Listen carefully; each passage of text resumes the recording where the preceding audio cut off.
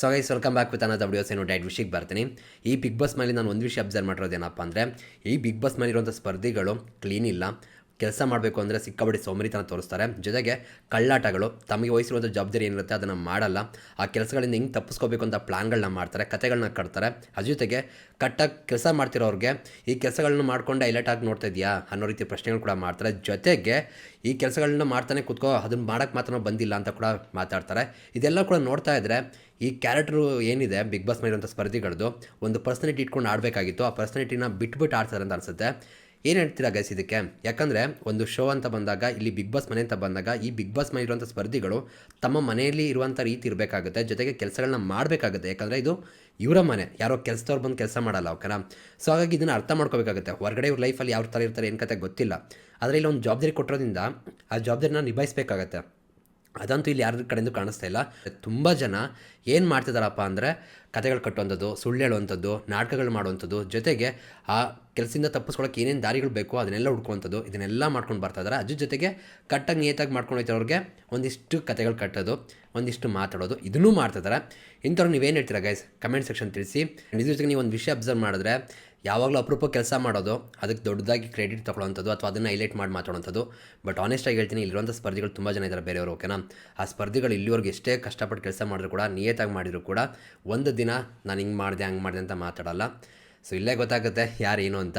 ಜೊತೆಗೆ ಇವಾಗ ಬಂದಿರುವಂಥ ಪ್ರೋಮೋ ಒಂದು ಕೆಲಸಕ್ಕೆ ಸಂಬಂಧಪಟ್ಟಂಗೆ ಕಿಚನ್ ಕತೆ, ಓಕೆನಾ? ಇಲ್ಲಿ ಒಂದು ಕ್ಯಾಪ್ಷನ್ ಕೂಡ ತುಂಬ ಚೆನ್ನಾಗಿ ಹಾಕಿದ್ದಾರೆ. ರಕ್ಷಿತಾ ವರ್ಸಸ್ ರಾಶಿಕಾ, ಒಂದು ಕಿಚನ್ ಕದನ. ಪ್ರೋಮೋ ನೋಡ್ಕೊಬೇಡ, ಆಮೇಲೆ ತುಂಬ ವಿಷಯಗಳಿದೆ, ಡೀಟೇಲ್ ಮಾತಾಡೋಣ ಬನ್ನಿ. ರಕ್ಷಿತಾ ಮೇಲಂತೂ ಒಂಚೂರು ಕಂಪ್ಲೇಂಟ್ ಇಲ್ಲ. ಯಾರಿಲ್ಲ ಅಡುಗೆ ಮಾಡ್ತಾ ಇರುತ್ತೆ. ರಾಶಿಕಾ ಅಡಿಗೆ ಮಾಡ್ಬೇಕು ಮಾಡಲ್ಲ ಅಂತ ಮನೆ ಕೆಲಸಗಳು ಅಂತ ಅನ್ಕೊಂತಾರೆ ಅಲ್ವಾ? ಕಟ್ಸಾಗ್ಬಿಟ್ಟಿದೆ, ನನಗೆ ಈಗ ಮಾಡಕ್ ಕಷ್ಟ ಆಗುತ್ತೆ. ನಾಟಕ. ಸರ್ ಇವಾಗ ಹೇಳ್ತಾ ಇದ್ದಾರೆ ಅಡಿಗೆ ಮಾಡಲ್ಲ ಅಂತ. ನಾನು ಮಾಡಲ್ಲ, ನಾನು ನೋಡ್ತಾ ಇದ್ದೀನಿ ಎಲ್ಲದಕ್ಕೂ ಮಾತಾಡ್ತಾ ಇದ್ದಾರೆ. ಮುಚ್ಕೊಂಡಿರೋ ಡಿಪೆಂಡೆಂಟ್ ಡಿಪೆಂಡೆಂಟ್ ಡಿಪೆಂಡೆಂಟ್ ಎಲ್ಲದಕ್ಕೂ ಮಧ್ಯದಲ್ಲಿ ಬಂದೆ. ಬಿಗ್ ಬಾಸ್ ಇಂದು ರಾತ್ರಿ 9:30ಕ್ಕೆ. ಏನು ಅನ್ಸುತ್ತೆ ಗೈಸ್ ಇದೆಲ್ಲ ನೋಡಿದಾಗ? ತುಂಬ ಜಾಸ್ತಿ ಆಯಿತು ಅನ್ಸಲ್ಲ? ವಿಷಯಗಳು ಏನೇ ಇರ್ಬೋದು, ದೊಡ್ಡವರಾಗಿದ್ದಾರೆ, ಸ್ವಲ್ಪ ತಾಳ್ಮೆಯಿಂದ ಹೇಳ್ಬೋದಲ್ವಾ? ಮಗು ಅಂತ ಹೇಳ್ತಾರೆ, ಕಂದ ಅಂತಾರೆ, ಬರೀ ಮಾತಿಗೆ ಮಾತ್ರ ಸೀಮಿತ ಆಗುತ್ತೆ ಅದೆಲ್ಲವೂ ಕೂಡ. ಜೊತೆಗೆ ಇನ್ನೊಬ್ರಿಗೆ ಒಂದು ಹೇಳ್ತಾರೆ, ಅವರೇ ತಪ್ಪುಗಳನ್ನ ಮಾಡ್ತಾನೆ ಹೋಗ್ತಾರೆ.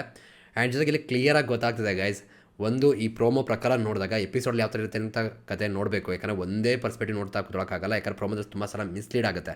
ಆದರೆ ಮಾತುಗಳೇನಿದೆ ಅದು ತುಂಬ ಇಂಪಾರ್ಟೆಂಟ್ ಆಗುತ್ತೆ. ನೀವು ಯಾರ ಜೊತೆ ಜಗಳ ಆಡಿ, ನೀವು ಹೆಂಗಾರು ಮಾತಾಡಿ, ತಪ್ಪಲ್ಲ. ಬಟ್ ಬಳಸುವಂಥ ಪದಗಳು, ರಿಯಾಕ್ಟ್ ಮಾಡುವಂಥ ರೀತಿ, ವಿಷಯ ಎಷ್ಟು ಸರಿ ಇದೆ, ಇದೆಲ್ಲ ಕೂಡ ಇಂಪಾರ್ಟೆಂಟ್ ಆಗುತ್ತೆ, ಓಕೆನಾ? ಆ್ಯಂಡ್ ಇಲ್ಲಿ ಅದು ಸ್ವಲ್ಪ ಸರಿಯಾಗಿ ಕಾಣಿಸ್ತಾ ಇಲ್ಲ. ಜೊತೆಗೆ ನಿಮ್ಗೆ ಗೊತ್ತಿರೋ ಹಾಗೆ ರಕ್ಷಿತಾ ಇವತ್ತಿಂದಲ್ಲ, ತುಂಬ ದಿನದಿಂದ ನೀವು ನೋಡ್ಕೊಬಂದರೆ ಅವಳಿಗೆ ಇಲ್ಲಿಗೆ ಬಂದ ಮೇಲೆ ಬಿಗ್ ಬಾಸ್ ಮನೆಗೆ ಯಾವಾಗಲೂ ಕೂಡ ಕ್ಲೀನಿಂಗ್ ಆಗಿರುವಂಥದ್ದು, ಅಡುಗೆ ಮಾಡೋವಂಥದ್ದು, ಮತ್ತು ಜವಾಬ್ದಾರಿ ತಗೊಳ್ಳೋವಂಥದ್ದು, ಇದನ್ನೆಲ್ಲ ತುಂಬ ಚೆನ್ನಾಗಿ ಮಾಡ್ಕೊಬರ್ತಿದೆ. ಅದ್ರಲ್ಲಿ ಕಂಪ್ಲೇಂಟೇ ಇಲ್ಲ. ಆ್ಯಂಡ್ ಜೊತೆಗೆ ಇವಾಗ ನಮ್ಮ ಕ್ಯಾಪ್ಟನ್ ಕೂಡ ಒಂದು ಕೆಲವು ಮಾತುಗಳು ಆಡ್ತಿದ್ದಾರೆ. ಜೊತೆಗೆ ಇಲ್ಲಿರುವಂಥ ಸ್ಪರ್ಧಿಗಳ ಕಡೆಯಿಂದ ಕೂಡ ಒಂದಿಷ್ಟು ರಿಯಾಕ್ಷನ್ ಬಂದಿದೆಯಲ್ಲ, ಪ್ರೋಮೋ ನೋಡ್ತಾನೆ ರಿಯಾಕ್ಷನ್ ಕೊಡ್ತಾ ಮಾತಾಡ್ತಾವನ್ನ ಡೀಟೇಲ್ ಆಗಿ ಬನ್ನಿ. ರಕ್ಷಿತಾ ಮೇಲಂತೂ ಒಂಚೂರು ಕಂಪ್ಲೇಂಟ್ ಇಲ್ಲ. ಅಂದರೆ ಲೆಕ್ಕಾಕೊಳ್ಳಿ, ಇಲ್ಲಿ ಕ್ಯಾಪ್ಟನ್ ಆಗಿರುವಂಥ ರಘುವಣ್ಣ ಎಷ್ಟು ಕ್ಲಿಯರಾಗಿ ಹೇಳ್ತಿದ್ದಾರೆ, ರಕ್ಷಿತ್ ಅವ್ರ ಮೇಲೆ ಒಂದೇ ಒಂದು ಕಂಪ್ಲೇಂಟ್ ಇಲ್ವಂತೆ.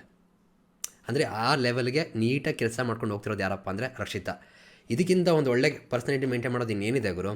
ಅದು ಮನೆ ಕ್ಯಾಪ್ಟನ್ ಹೇಳ್ತಿದ್ದಾರೆ ಅಂದರೆ ಎಷ್ಟು ಮೆಚ್ಚುವಂಥದ್ದು. ಬಿಕಾಸ್ ಅವರೆಲ್ಲನೂ ನೋಡ್ತಾ ಇರ್ತಾರೆ, ಹಾಗಾಗಿ, ಓಕೆನಾ?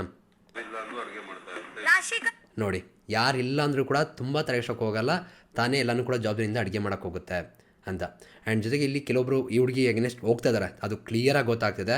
ಹೇಳ್ತಿಲ್ವ ಗೈಸ್, ನನ್ನ ಪ್ರಕಾರ ನಾನು ಇದನ್ನೆಲ್ಲ ಹೇಳೋಕ್ಕೆ ಇಷ್ಟಪಡಲ್ಲ ಎಷ್ಟೋ ಸಲ, ಟಾರ್ಗೆಟು ಅದು ಇದು ಅಂತ. ಬಟ್ ಇವಾಗ ಪರ್ಸನಲ್ ನಂಗೆ ಅನ್ಸೋಕ್ಕೆ ಶುರುವಾಗಿದೆ. ಯಾಕಂದರೆ ಯಾವಾಗ ಸುದೀಪ್ ಅಣ್ಣನ ಕಡೆಯಿಂದ ಮತ್ತು ಒಂದು ಇಷ್ಟು ಜನದಿಂದ ಒಂದು ಒಪಿನಿಯನ್ ಬಂತು ಹೊರಕತೆ ಕಿಚನ್ ಜೊತೆ ಎಪಿಸೋಡಿಂದ, ಅಲ್ಲಿಂದ ತುಂಬ ವಿಷಯಗಳು ಬದಲಾಗ್ತಾ ಇದೆ. ಸೊ ಇಲ್ಲಿ ಟಾರ್ಗೆಟ್ ಮಾಡುವಂಥ ಕೆಲಸಗಳು ಕೂಡ ಆಗ್ತಿದೆ ಅಂತ ಅನ್ಸುತ್ತೆ.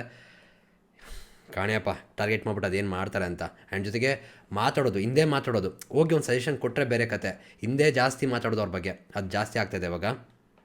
ಅಡಿಗೆ ಮಾಡ್ಬೇಕು ನೋಡಿ, ಇಲ್ಲಿ ಅಡುಗೆ ಮಾಡಬೇಕು ಅಂತ ಹೇಳ್ತಿದ್ದಾರೆ ಹುಡುಗಿ, ಇಲ್ಲಿ ಕ್ಲಿಯರಾಗಿ ಗೊತ್ತಾಗ್ತದೆ. ಆ್ಯಂಡ್ ರಾಶಿ ಕೇಳುವಂಥದ್ದು, ಸೊ ಇಲ್ಲಿ ಮಾಡಲ್ಲ ಅಂತ ಹೇಳ್ತೀನಿ ಅಂತ ಹೇಳಿರೋ ರೀತಿ ನಮ್ಗೆ ತೋರಿಸ್ತಾ ಇದ್ದಾರೆ ಓಕೆನಾ. ಬಟ್ ಇಲ್ಲಿ ನಮಗೆ ಮಾಳು ಅಣ್ಣ ಏನೋ ಓಕೆ ಅನ್ನೋ ರೀತಿ ಅಷ್ಟೇ ಅನ್ನೋ ರೀತಿಯೋ ಮಾತಾಡೋ ರೀತಿ ಕೇಳಿಸ್ತಾ ಇದೆ. ಇವಾಗ ಅಕಸ್ಮಾತ್ ಇವಾಗ ನೋಡಿ ಇಲ್ಲಿದೆ ಅಲ್ವಾ, ಈ ಪ್ರೊಮೋದ ಪ್ರಕಾರ ನೋಡಿದಾಗ ನಮಗೆ ಕ್ಲಿಯರಾಗಿ ಇವ್ರು ಕೇಳಿದ್ದಾರೆ, ಅದಕ್ಕೆ ಅವರು ರಾಶಿಕ್ ಅವರು ನಾನು ಇವಾಗ ಮಾಡಲ್ಲ ಅಂತ ಹೇಳ್ತೀನಿ ಅನ್ನೋ ರೀತಿ ಇದೆ. ಬಟ್ ಅದು ವಾಯ್ಸ್ ಬೇರೆ ಕಡೆ ಮಾತಾಡಿರೋದನ್ನ ನಮಗೆ ಇಲ್ಲಿ ಆ್ಯಡ್ ಮಾಡಿ ಕೂಡ ಮಿಸ್ಲೀಡ್ ಕೂಡ ಮಾಡ್ಬೋದು. ಯಾಕಂದರೆ ಮಾಳು ಅಣ್ಣ ಅಲ್ಲಿ ಮಾತಾಡೋ ರೀತಿ ಇದೆ, ಬಟ್ ಹೋಗೋಕೆ ಏನು ಮಾತಿರಲ್ಲ ಅಷ್ಟೊಂದು. ಸೊ ಹಾಗಾಗಿ ಓಕೆನಾ. ಜೊತೆಗೆ ಇಲ್ಲಿ ಇನ್ನೊಂದೇನಪ್ಪ ಅಂದರೆ ರಾಶಿಕಾ ಏನಾದರೂ ನಾನು ಈಗ ಅವ್ಳಿಗೆ ಮಾಡಲ್ಲ ಅಂತ ಹೇಳ್ತೀನಿ ಅಂತ ಏನಾದ್ರು ಹೇಳಿ ಈ ಥರ ಕತೆ ಆಯಿತು ಅಂದರೆ ಇಲ್ಲಿ ರಾಶಿಕ್ ಅವ್ರು ತಪ್ಪಾಗುತ್ತೆ. ಅಕಸ್ಮಾತ್ ಅವ್ರು ಜೆನ್ಯೂನ್ ಆಗೋರು ಪ್ರಾಬ್ಲಮ್ ಇತ್ತು ಅಂದರೆ ಇದು ಬೇರೆ ಕತೆ ಆಗುತ್ತೆ ಓಕೆನಾ. ಅವ್ರು ತಪ್ಪಿಲ್ಲ ಅಂತ ಹೇಳ್ಬೋದು. ಮನೆ ಕೆಲಸಗಳು ಅಂತ ಅನ್ಕೊಂತಾರೆ. ಬಟ್ ಇಲ್ಲಿ ನೀವು ಅಬ್ಸರ್ವ್ ಮಾಡಿದ್ರೆ ರಘುವಣ್ಣ ರಾಶಿಕ್ ಅವ್ರ ಬಗ್ಗೆ ಆಯಿತು ರಕ್ಷಿತ್ ಅವ್ರ ಬಗ್ಗೆ ಮಾತಾಡ್ತಿರ್ಬೇಕಾದ್ರೆ ಒಂದು ಕ್ಲಿಯರಾಗಿ ಹೇಳ್ತಿದ್ದಾರೆ ಮನೆ ಕೆಲಸದ ಹುಡುಗಿ ಅಂತ ಅನ್ಕೊಬಿಟ್ಟಿದ್ದಾರೆ ಅಂತ. ಆ್ಯಂಡ್ ನೀವು ಅಬ್ಸರ್ವ್ ಮಾಡಿ ತುಂಬ ಜನ ಕೆಲಸ ಮಾಡೋಕ್ಕೆ ಇಷ್ಟಪಡಲ್ಲ ಗೈಸ್. ಇಲ್ಲಿ ಅದೇನು ಭಗವಂತ ಅಷ್ಟೊಂದು ದೌಲತ್ ಕೊಟ್ಟಿದ್ದಾನೋ ಅದೇನು ಕೊಟ್ಟಿದ್ದಾನೋ ಗೊತ್ತಿಲ್ಲ, ಅಥವಾ ಹೊರಗಡೆ ಅವ್ರ ಕೆಲಸನೇ ಮಾಡಲ್ವಾ ಅಂತ ಅನ್ಸ್ಬಿಡುತ್ತೆ ಓಕೆನಾ. ಆ್ಯಂಡ್ ಬಿಗ್ ಬಾಸ್ ಮನೆಗೆ ಬಂದಾಗ ಅವ್ರ ಮನೆ ಕೂಡ ಅವ್ರ ಕೆಲಸ ಮಾಡಬೇಕಾಗುತ್ತೆ. ತಪ್ಪಿಸ್ಕೊಳ್ಳೋದಕ್ಕೆ ತುಂಬ ಕಾರಣಗಳು ಹೇಳ್ತಾರೆ. ಕಾಕ್ರ ಸುದಿಯವರು ಮತ್ತು ಇವರೆಲ್ಲ ಅಶ್ವಿನಿ ಗೌಡ ಅವರೆಲ್ಲ ಕೂತ್ಕೊಂಡು ಮಾತಾಡ್ತಿರ್ತಾರೆ. ಒಂದು ಎಪಿಸೋಡ್ ನೆನಪಿರ್ಬೋದು ನಿಮಗೆ, ರೂಮಲ್ಲಿ ಸುರಾಜು ರಾಶಿಕ ಎಲ್ಲ ಅವತ್ತು ಏನೇನೆಲ್ಲ ಪ್ಲ್ಯಾನ್ ಮಾಡ್ತಿರ್ತಾರೆ ಗೊತ್ತಲ್ವಾ. ಆ್ಯಂಡ್ ಇವರು ಕಾಕ್ರ ಸುದಿಯವರು ಹೇಗೆಲ್ಲ ಕೆಲಸದಿಂದ ತಪ್ಪಿಸ್ಕೊಂಡೆ ಅಂತ ಹೇಳ್ತಾಯಿದ್ರು ನೆನಪಿದೆಯಾ. ಸೊ ಇದೆಲ್ಲ ನೋಡಿದಾಗ ಇವ್ರದ್ದೆಲ್ಲದೂ ಕೂಡ ಆಲ್ರೆಡಿ ಪ್ರೀ ಪ್ಲ್ಯಾನ್ ಅಂತ ಅನಿಸ್ಬಿಡುತ್ತೆ. ಇವಾಗ ಜೆನ್ಯೂನ್ ಆಗಿದ್ರು ಕೂಡ ಅವ್ರು ಅವತ್ತು ಹಂಗೆಲ್ಲ ಮಾತಾಡೋದ್ರಿಂದ ಅದೇ ಇರ್ಬೋದು ಅಂತ ಅನಿಸ್ಬಿಡುತ್ತೆ ಓಕೆನಾ. ಆ್ಯಂಡ್ ಜೊತೆಗೆ ಈ ಹುಡುಗಿನ ಮನೆ ಕೆಲಸದ ಹುಡುಗಿ ಥರ ಟ್ರೀಟ್ ಮಾಡ್ತಾರೋ ರೀತಿ ಅನಿಸ್ತಿದೆ, ತಪ್ಪು. ಬಟ್ ಆ ಹುಡುಗಿ ನನ್ನ ಮನೆ ಅಂತ ಕೆಲಸ ಮಾಡ್ತಿದೆ. ಸೊ ಅದಕ್ಕೆ ಜನ ಪ್ರೀತಿ ತೋರಿಸಿರೋದು. ಇಲ್ಲೇ ಗೊತ್ತಾಗ್ತದೆ ಯಾರು ಏನು ಅಂತ ಓಕೆನಾ. ಫುಲ್ ಕಟ್ಸ ಆಗ್ಬಿಟ್ಟಿದೆ, ನನಗೆ ಮಾಡಕ್ಕೆ ಕಷ್ಟ ಆಗುತ್ತೆ. ಇವಾಗ ಏನೋ ಆಗಿದೆ, ಕಷ್ಟ ಆಗಿದೆ ಅಂತ ಹೇಳ್ತಿದ್ದಾರೆ ಓಕೆನಾ. ಓಕೆ, ಇವಾಗ ನಾನು ಹೇಳಿದ್ನಲ್ಲ, ಅದು ಬೇರೆ ಏನಾದ್ರು ಎಡಿಟ್ ಮಾಡಿ ಹಾಕಿಲ್ಲ ಅಂದರೆ ಪ್ರಾಬ್ಲಮ್ ಇಲ್ಲ.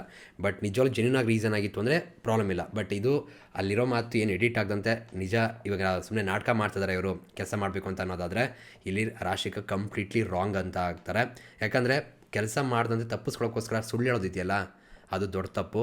ಆ್ಯಂಡ್ ಜೊತೆಗೆ ಇಷ್ಟು ಕ್ಯಾಮ್ರಾ ನೋಡ್ತಿರುತ್ತೆ, ನಾವು ಹೆಂಗೆ ಕಾಣ್ತೀವಿ ಅಂತ ಕೂಡ ಐಡಿಯಾ ಇಲ್ದಂಗೆ ಮಾಡ್ತಿದಾರಲ್ಲ, ಅದು ಇನ್ನೂ ಬೇಜಾರಾಗುತ್ತೆ. ಸರ್ ಇವಾಗ ಹೇಳ್ತಾ ಇದ್ದಾರೆ ಅಡಿಗೆ ಮಾಡಲ್ಲ ಅಂತ. ಸೊ ಇಲ್ಲಿ ಕ್ಲಿಯರಾಗಿ ಗೊತ್ತಾಗ್ತಿದೆ ಇಲ್ಲಿ ಎಡಿಟ್ ಆಗಿಲ್ಲ ಅಂತ ಅನ್ಸುತ್ತೆ ಪ್ರೋಮೋ. ಯಾಕಂದರೆ ಅವರು ಕ್ಲಿಯರಾಗಿ ಹೇಳ್ತಾರೆ ನಾನು ಅಡುಗೆ ಮಾಡಲ್ಲ ಅಂತ ಹೇಳ್ತಿದ್ದಾರೆ ಅಂತ. ಸೊ ಈ ರೀತಿ ನೋಡಿದಾಗ ರಾಶಿಕ್ ಅವ್ರು ತಪ್ಪಾಗುತ್ತೆ. ಯಾಕಂದ್ರೆ ಅಡುಗೆ ಮಾಡಲ್ಲ ಅಂತ ಹೇಳೋಂಗಿಲ್ಲ, ಯಾಕಂದ್ರೆ ಅವ್ರ ಜವಾಬ್ದಾರಿ ಆಗಿರುತ್ತೆ, ಅವ್ರು ಮಾಡಬೇಕಾಗುತ್ತೆ. ಅದಕ್ಕೆ ಕಾರಣಗಳು ಹೇಳ್ಕೊಂಡು ನಾಟಕಗಳು ಮಾಡೋದಿದೆಯಲ್ಲ ಅದು ತಪ್ಪು. ಜೆನ್ಯೂನಾಗಿ ಏನೋ ಪ್ರಾಬ್ಲಮ್ ಇತ್ತು ಅಂದರೆ ಯಾವುದೇ ತಪ್ಪಳಾಗಲ್ಲ. ಆಮೇಲೆ ಇನ್ನೊಂದು ಹೇಳಲ್ಲ ನಿಮಗೆ ನೋಡಿ, ಇದಕ್ಕೇ ಯಾವಾಗಲೂ ಸುಮ್ಮನೆ ಯಾರು ಹೇಳ್ಬಾರ್ದು ಅಂತ ಹೇಳುವಂಥದ್ದು. ಈಗ ಮೊದಲೇ ನೀವು ಅಬ್ಸರ್ವ್ ಮಾಡಿದ್ರೆ ಸುಮ್ಮನೆ ನಾಟಕಗಳು ಮಾಡೋವಂಥದ್ದು. ಈಗ ಅಲ್ಲಿ ಗ್ರೂಪಲ್ಲಿ ಕೂತ್ಕೊಂಡು ನಾವು ಹಂಗೆ ಹುಷಾರಿಲ್ಲ ಅಂತ ಹೇಳ್ತೀನಿ, ನನಗೆ ಇದಾಗ್ತಿಲ್ಲ, ನಂಗೆ ಚಳಿ ಆಗ್ತಿದೆ, ಅದಾಗ್ತಿದೆ, ಇದಾಗ್ತಿದೆ, ಬೆನ್ನು ನೋವು, ಕೈ ನೋವು, ಈ ಥರ ನಾಟಕ ಮಾಡೋ ರೀತಿ ಮಾತಾಡ್ತಾರೆ. ಸೊ ಅದು ಎಲ್ಲರ ತಾಯಿಲೂ ಕೂತಿರುತ್ತೆ. ಇವಾಗ ಅವ್ರು ಜೆನ್ಯೂನಾಗಿ ಕೈ ನೋವು ಅಂತಂದ್ರು, ಯಾಕೆ ಟಾಸ್ಕ್ ಆಡಿರು, ಕೈ ಏನಾರು ಪೇನ್ ಇದ್ದರೂ ಕೂಡ ನಮ್ಗೆ ಇವಾಗ ಏನು ಅನಿಸುತ್ತೆ ಅಂದರೆ ಇವ್ರು ನಾಟಕನೇ ಮಾಡ್ತಾರೆ ಅನ್ನೋ ರೀತಿನೂ ಕೂಡ ಅನಿಸುತ್ತೆ. ಸೊ ಎಪಿಸೋಡ್ ನೋಡಿದ್ರೆ ಕ್ಲಾರಿಟಿ ಸಿಗುತ್ತೆ ಓಕೆನಾ. ನಾನು ಮಾಡಲ್ಲ, ನಾನು ಮಾಡಲ್ಲ ಅಂತ ಹೇಳ್ತಾರೆ. ಈಗ ಅಶ್ವಿನಿ ಗೌಡ ಅವರ ಎಂಟ್ರಿ ಇಲ್ಲಿ ಯಾಕೆ ಇವ್ರು ಎಂಟ್ರಿ ಕೊಟ್ಟರೆ ನಂಗೆ ಗೊತ್ತಾಗ್ತಿಲ್ಲ. ಇವ್ರಿಗೂ ಅವ್ರಿಗೂ ಏನಾರು ಮಾತನಾಡಿದ್ಯಾ ಏನು ಕತೆ ಕಾದು ನೋಡೋಣ. ಎಲ್ಲದಕ್ಕೂ ಮಾತಾಡ್ತಾ ಇದ್ದಾರೆ. ಗೈಸ್ ನಾನು ಒಂದು ಹೇಳ್ತೀನಿ, ಆ ಹುಡುಗಿಗೆ ಫ್ರೀಡಮ್ ಇಲ್ವಾ ಎಲ್ಲದಕ್ಕೂ ಮಾತಾಡಬೇಕು ಅಂತ. ನಾನು ಆ್ಯಕ್ಚುಲಿ ರಾಶಿಕ ಅಂತೀನಿ, ರಕ್ಷಿತ್ ಅವ್ರದ್ದು ಏನಿದ್ದಾರೆ ಎಲ್ಲದರಲ್ಲೂ ಮೂಗು ತುರ್ಸ್ಕೊಂಡು ಹೋಗ್ತಾರೆ ಅಂತ ನಾನು ಹೇಳಲ್ಲ. ಆ ವಿಷಯಕ್ಕೆ ಸಂಬಂಧಪಟ್ಟಂಗೆ ಅವ್ರಿಗೆ ಏನಾರು ಇತ್ತು ಅಂದರೆ ಮಾತಾಡ್ತಾರೆ. ನಿನ್ನೆ ರಿಷಾರು ಅಷ್ಟೆಲ್ಲ ಮಾತಾಡ್ತಿರ್ಬೇಕಾದ್ರೆ ನಾನು ಒಂದು ವಿಷಯ ಅಬ್ಸರ್ವ್ ಮಾಡಿದೆ, ಅದಕ್ಕೆ ಜೊತೆಲಿರೋರು ತುಂಬ ಒಳ್ಳೆಯವರಾಗಬೇಕಾಗುತ್ತೆ.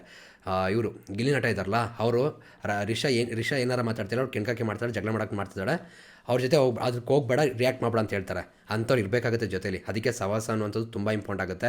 ಇಲ್ಲಿ ಅಶ್ವಿನಿ ಮೇಡಮ್ ಕೂಡ ಇದನ್ನು ಕಟ್ಟಾಗಿ ಹಿಂಗೆಲ್ಲ ಹಿಂಗೆ ಅಂತ ಹೇಳ್ಬೋದು, ಯಾಕಂದರೆ ದೊಡ್ಡವರಿದ್ದಾರೆ. ಬಟ್ ಆ ಕೆಲಸ ಮಾಡ್ತಾರಾ? ಖಂಡಿತವಾಗ್ಲೂ ಕೆಲಸ ಮಾಡಲ್ಲ. ಇಲ್ಲಿ ನೋಡಿ ಇವಾಗ ಇವರು ಕೂಡ ಇವ್ರಿಗೆ ನೆಕ್ಸ್ಟ್ ಮೊದಲೇ ಇವ್ರು ಹುಡುಗಿ ಮೇಲೆ ಸಿಕ್ಕಾಪಟ್ಟೆ ಒಂದು ದ್ವೇಷ ಅನ್ನೋದು ಇರೋ ರೀತಿ ಕಾಣಿಸಿದೆ. ಇವಾಗ ಅದನ್ನು ತೀರಿಸ್ಕೊತಿದ್ದಾರೆ ಅಂತ ಅನಿಸುತ್ತೆ. ಆಮೇಲೆ ರಾಶಿಕ್ ಅವ್ರದ್ದು ನಂಗೆ ಒಂದು ಏನು ಬೇಜಾರು ಗೊತ್ತಾ, ಲೈಕ್ ಅವರು ಕೂಡ ಚೈಲ್ಡಿಶ್ ಆಗಿ ಆಡ್ತಾರೆ. ದೊಡ್ಡವರಿದ್ದಾರೆ, ಅವರು ಕೂಡ ಚೈಲ್ಡಿಶ್ ಆಗಿ ಆಡ್ತಾರೆ. ಬಟ್ ಏನಪ್ಪ ಅಂದರೆ ಟಾಸ್ಕ್ ಒಂದು ಸಖತ್ತಾಗಿ ಆಡ್ತಿದ್ದಾರೆ.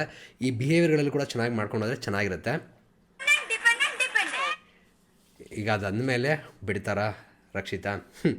ಡಿಪೆಂಡೆಂಟ್ ಇದು ಯಾಕೆ ಬರ್ತಿದೆ ಅಂದರೆ ಅವರೇ ಒಪ್ಕೊಂಡಿದ್ದಾರೆ. ಆ್ಯಂಡ್ ಅದೇ ಇವಾಗ ಕತೆ ಮುಂದೆ ಉರಿತಿದೆ. ಇದು ನಡೆಯುತ್ತೆ, ಅವತ್ತು ಕೂಡ ಹಂಗೆ ಆಯಿತು. ಇನ್ನು ಇವಾಗ ರಕ್ಷಿತಾ ಒಂದು ಸಲ ಶುರು ಮಾಡಿದ್ರು ಹಿಂಗೆ ಅಂದ್ಕೊಂಡಂದರೆ ಅದು ನಿಮ್ಗೆ ಗೊತ್ತಿದೆ ಹೆಂಗೆ ಹೋಗುತ್ತೆ, ಅದನ್ನು ಯಾರೂ ಸ್ಟಾಪ್ ಕೂಡ ಮಾಡೋಕ್ಕಾಗಲ್ಲ. ಹೆಂಗೆ ಹೋಗುತ್ತೆ ಏನು ಕತೆಯಿಂದ ನೋಡಬೇಕು, ಕಾದು ನೋಡೋಣ. ಏನು ಗುರು ಹಿಂಗೆ ತಿರುಗಿಬಿಡ್ತಾರೆ, ಒಂದು ಒಳ್ಳೆ ರೀತಿ ಹೇಳ್ರಪ್ಪ. ಆಯಿತು ಆ ಹುಡುಗಿ ಆನೆಸ್ಟಾಗಿ ಹೇಳ್ತೀನಿ ಗುರು, ಆ ಹುಡುಗಿ ಏನು ದೊಡ್ಡ ಆ ಚಿಕ್ಕ ಹುಡುಗಿ ಹೋಗ್ಬಿಟ್ಟು ಸುಮ್ಮನೆ ಓಕೆ ಅಪ್ಪ, ನೀವು ಆ ಹುಡುಗಿಗಿಂತ ಎಷ್ಟು ವರ್ಷ ಚಿಕ್ಕವ್ರು. ಈಗ ಇವರಂದ್ರಲ್ಲಪ್ಪ ಸುದಿಯವರೇ 20 ವರ್ಷ ಡಿಫ್ರೆನ್ಸ್ ಅಂತ. ಆ 20 ವರ್ಷ ಡಿಫ್ರೆನ್ಸ್ಗಾರ ಬೆಲೆ ಕೊಟ್ಟರೆ ಅನುಭವ ಜೀವನದಲ್ಲಿ ತುಂಬ ಕಲ್ತಿದ್ದೀರಾ, ತುಂಬ ಹೊರಗಡೆ ಹೆಸರು ಮಾಡ್ಬಿಟ್ಟು ಹೋಗಿದ್ದೀರಾ. ನಿಮ್ಮನ್ನು ಹೆಂಗೆ ನೋಡಬೇಡ ಹೇಳಿ. ದರ್ಪಗಳು ಇವೆಲ್ಲ ಇದೇ ಕೈ ಮಾಡಿ ತೋರಿಸ್ಬಿಟ್ರೆ ಅವ್ರಿಗೆ. ನಂಗೆ ಏನು ಗೊತ್ತಾ, ಅಶ್ವಿನಿ ಮೇಡಮ್ ಹೇಳೋ ರೀತಿ ಹೇಳಿದ್ರೆ ಒಂಥರ ಓಕೆ ಕಣ್ರಪ್ಪ. ಬಟ್ ಏನು ಗೊತ್ತಾ, ಈ ದರ್ಪದಿಂದ ಹೇಳ್ತಾರಲ್ಲ ಅಹಂಕಾರದಿಂದ, ಅದನ್ನು ನೋಡೋಕ್ಕೆ ನಂಗೆ ಇಷ್ಟ ಆಗೋಲ್ಲ. ನನಗೆ ಆ್ಯಕ್ಚುಲಿ ಅದೇ ಸ್ವಲ್ಪ ಕೋಪ ಬರ್ಸೋವಂಥದ್ದು.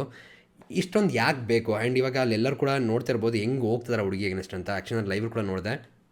ಸ್ಪಂದನ ಕೂಡ ತುಂಬ ಅರ್ಥ ಮಾಡ್ಸೋಕೆ ಟ್ರೈ ಮಾಡ್ತಾರೆ. ಮತ್ತು ಸ್ಟ್ಯಾಂಡ್ ತೊಗೊಂಡಿದ್ದಾರೆ ಇವ್ರಿಗೋಸ್ಕರ, ರಕ್ಷಿತಾ ಅವ್ರಿಗೋಸ್ಕರ. ಗುಡ್ ಅಂತ ಅನಿಸ್ತು. ಎಪಿಸೋಡ್ ತೋರಿಸ್ತಾ ಇಲ್ವೋ ಅದು ಗೊತ್ತಿಲ್ಲ, ವೆಯ್ಟ್ ಮಾಡಿ ನೋಡಬೇಕು. ಆ್ಯಂಡ್ ಇಲ್ಲಿ ರಘುವಣ್ಣ ಎಲ್ಲರೂ ಸರಿ ಯಾಕೆ ಬೈತಿದ್ದೀರಾ ಅಂತ ಅಲ್ವಾ? ಎಲ್ಲರೂ ಹಿಂಗೆ ಎಗ್ನೆಸ್ಟ್ ಹೋದರೆ ಹೆಂಗೆ ಮಾಡುತ್ತೆ ಹುಡುಗಿ ಒಬ್ಬಳೆ? ಬಿಗ್ ಬಾಸ್ ಇಂದು ರಾತ್ರಿ 9:30ಕ್ಕೆ. ಸೊ ಇಲ್ಲಿ ರಿಷಾ ಆ್ಯಂಡ್ ನನಗೆ ಇಲ್ಲಿ ಏನು ಗೊತ್ತಾ, ಇಲ್ಲಿ ಎಕ್ಸಾಕ್ಟ್ ವಿಷಯಗಳು ನೋಡ್ತಿದ್ದಾಗ ನಾನು ಹೇಳಿದ್ನಲ್ಲ, ಎಲ್ಲವೂ ಕೂಡ ಹೇಳಿದ್ದೀನಿ ನಾನು. ಯಾಕಂದರೆ ಎಡಿಟ್ ಆಗಿದ್ದರೆ ಬೇರೆ ಕತೆ, ಎಡಿಟ್ ಆಗಿಲ್ಲ ಅಂದರೆ ಎರಡನ್ನೂ ಸೇರಿಸಿ ಹೇಳ್ತಾ ಇದ್ದೀನಿ. ಬಟ್ ಏನಪ್ಪ ಅಂದರೆ ಇಲ್ಲಿರುವಂಥ ಬಿಹೇವಿಯರ್ ಇದೆಯಲ್ಲ, ಅದು ತುಂಬ ಇಂಪಾರ್ಟೆಂಟ್ ಆಗುತ್ತೆ. ಈ ಥರ ಬಿಹೇವಿಯರ್ಗಳು ಇಟ್ಕೊಂಡು ಹೋದ್ರೆ ಏನಾಗುತ್ತೆ ಅಂದರೆ ಮುಂದಿನ ದಿನಗಳು ತುಂಬ ಕಷ್ಟ ಆಗುತ್ತೆ. ಜೊತೆಗೆ ಅಲ್ಲಿ ರಿಷಾರ್ ಕೂಡ ಮಾತಾಡೋ ರೀತಿ ಕಾಣಿಸಿದೆ, ಅದರಲ್ಲಿ ರಾಶಿಕಾ ಮತ್ತು ಅಶ್ವಿನಿ ಗೌಡ. ಆ್ಯಂಡ್ ಇವರೆಲ್ಲರೂ ಕೂಡ ಆಲ್ರೆಡಿ ಮಾತಾಡಬೇಕು, ನಾವು ಕಾಣಿಸ್ಕೋಬೇಕು ಅನ್ನೋ ರೀತಿ ಎಲ್ಲ ಮಾತಾಡಿದ್ದೆಲ್ಲ ನೋಡಿದ್ದೀವಲ್ಲ. ಹಾಗಾಗಿ ಇನ್ನೂ ಬೇಜಾರಾಗುತ್ತೆ ಇವ್ರ ಮೇಲೆ. ಯಾಕಂದರೆ ಪ್ರೀ ಪ್ಲ್ಯಾನ್ ಮಾಡ್ಕೊಂಡು ಟಾರ್ಗೆಟ್ ಮಾಡಿದ್ರೆ ಯಾರಿಗೆ ತಾನೇ ಇಷ್ಟ ಆಗುತ್ತೆ ಗುರು? ಆ್ಯಂಡ್ ಯಾವ್ದಾದ್ರು ಸಿಗಲಿ ಅಂತ ಕಾಯ್ತಿರ್ತಾರೆ ಅಂತ ಅನ್ಸುತ್ತೆ. ಗೊತ್ತಿಲ್ಲ ಏನು ಮಾಡ್ತಾರೆ ಏನು ಕತೆ ಅಂತ. ನೋಡೋಣ ಇನ್ನೂ ಎಪಿಸೋಡಲ್ಲಿ ಯಾವ್ಯಾವ ಥರ ಕತೆ ಇರುತ್ತೆ, ಏನು ಕತೆ, ಇವ್ರದೇ ತಪ್ಪ ಅವ್ರದ್ದೇ ಸರಿನಾ, ಏನು ಕತೆ ನೋಡೋಣ. ನೋಡಿ ಆಮೇಲೆ ಡಿಸೈಡ್ ಮಾಡೋದು, ಜಡ್ಜ್ ಮಾಡೋಣ. ಬಟ್ ಏನಂದರೆ ಪದಗಳ ಬಳಕೆ ಮತ್ತು ಮಾತಾಡುವಂಥ ರೀತಿ ಏನಿದೆ ಅದು ಸರಿ ಇಲ್ಲ ಅಂತ ಅನ್ಸುತ್ತೆ. ಇವಿ ದರ್ಪದಿಂದ ಮಾತಾಡೋ ರೀತಿ ಇದೆ. ಅದನ್ನು ಸರಿ ಮಾಡ್ಕೊಂಡ್ರೆ ಇವ್ರಿಗೆ ಒಳ್ಳೆಯದು, ಇಲ್ಲಾಂದರೆ ಇವ್ರ ಹಳ್ಳನ ಇವರೇ ತೋಡ್ಕೊಂಡು ಮಣ್ಣು ಹಾಕೋತಾರೆ ಅಂತ ಅನ್ಸುತ್ತೆ. ನೋಡುವ ಏನೇನಾಗುತ್ತೆ ಏನು ಕತೆ ಅಂತ. ಸಿಗೋಣ ಮತ್ತೆ. Thank you guys, love you guys, bye.